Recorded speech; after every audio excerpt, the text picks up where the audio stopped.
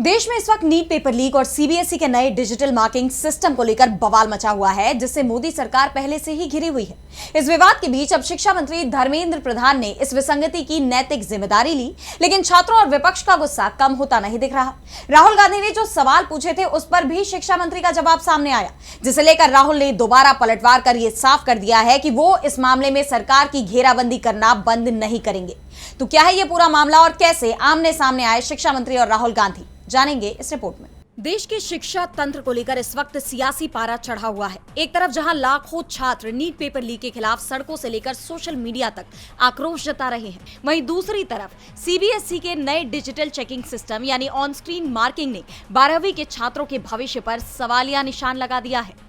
विपक्ष के हमलों और छात्रों के गुस्से के बीच अब केंद्रीय शिक्षा मंत्री धर्मेंद्र प्रधान का बड़ा बयान सामने आया है, जिन्होंने इस पूरे विवाद की नैतिक जिम्मेदारी ली है। अधिकारियों के साथ एक हाई लेवल बैठक के बाद पत्रकारों से बातचीत करते हुए शिक्षा मंत्री ने कहा कि सीबीएसई ने पहली बार ये प्रयोग किया था, उसमें कुछ विसंगतियां ध्यान में आ रही हैं। मैं इसका दायित्व लेता हूं, इसको ठीक किया जाएगा, इसका उपाय निकाला जाएगा। हम इसमें जुटे हुए हैं, हम एक भी विद्यार्थी की जिज्ञासा को असमाधित नहीं छोड़ेंगे। इस मुद्दे पर राजनीति भी चरम पर है। राहुल गांधी के आरोपों पर सफाई देते हुए शिक्षा मंत्री ने आगे ये भी कहा कि राहुल गांधी एक अलग मानसिकता में पहुंच चुके हैं।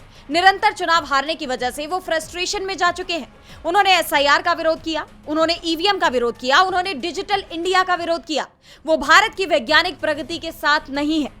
और इसके बाद राहुल गांधी ने भी तीखा हमला बोलते हुए सोशल मीडिया पर सीधे सवाल दाग दिए और कहा कि धर्मेंद्र प्रधान जी, आप मुझ पर जितना चाहे उतना हमला कर सकते हैं, लेकिन ये आपको आपके अपराधों से मुक्त नहीं करेगा, ना ही ये मुझे 18.5 लाख बच्चों के लिए जवाब मांगने से रोक पाएगा।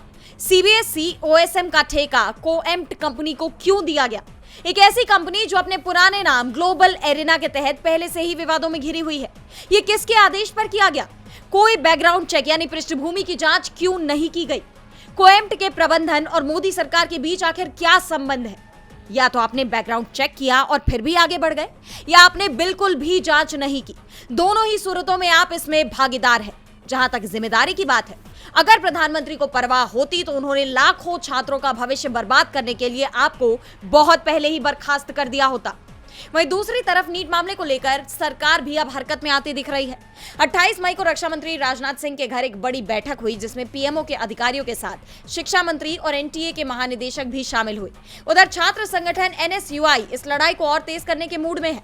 एनएसयूआई का कहना है कि ये सिर्फ फीस रिफंड की लड़ाई नहीं, छात्रों के भविष्य की लड़ाई है। जब तक पेपर लीक और भ्रष्टाचार के दोषियों पर सख्त कार्रवाई नहीं होगी, आंदोलन जारी रहेगा। एनटीए बैन करो, धर्मेंद्र प्रधान इस्तीफा दो। इस बीच एनटीए ने नीट यूजी 2026 परीक्षा फीस रिफंड के लिए बैंक खातों की जानकारी जमा करने की अंतिम तिथि 22 जून 2026 तक बढ़ा दी है। लेकिन छात्रों का गुस्सा सिर्फ रिफंड नहीं, बल्कि पूरे सिस्टम की जवाबदेही तय करने पर अड़ा है। अब इन दोनों ही मामलों में आगे क्या होता है, ये देखना होगा। डीबी लाइव की रिपोर्ट।